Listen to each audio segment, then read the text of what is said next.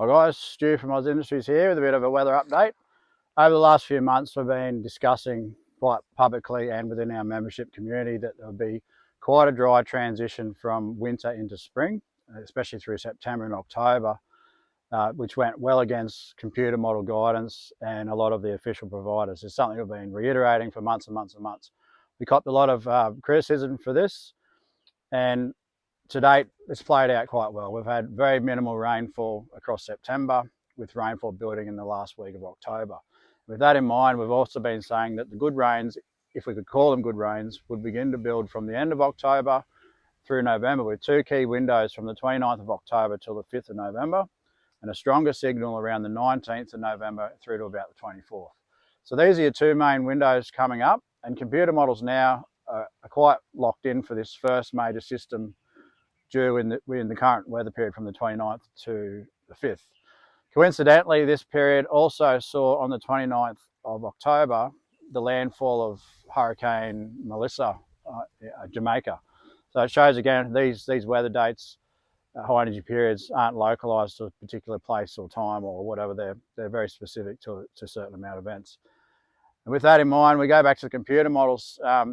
With our November forecast, we've highlighted a key rainfall corridor through parts of southeast and South Australia, western New South Wales, possibly the Channel Country, down into western Victoria. And this trend's been building up over the last few weeks, and this next system due as early as the 2nd of November, which will run through to the 5th, to the end of the high energy period, is looking at quite substantial rainfall for a lot of east and South Australia, parts of marginal western New South Wales, extending into western Victoria. Where this rainfall is going to fall is in a key rainfall deficiency where there's been very limited rain over the last 12 plus months. And this follows that drought progression that we've been monitoring from Western Australia into South Australia, which is now moving into the eastern states. We're seeing a lot of those dry anomalies through Western New South Wales now. So what's of interest is this trend that's building is a very key signal of what's to come at the end of the month, end of November. So this rainfall corridor that's building through parts of southern and eastern South Australia should peak in that last week of November.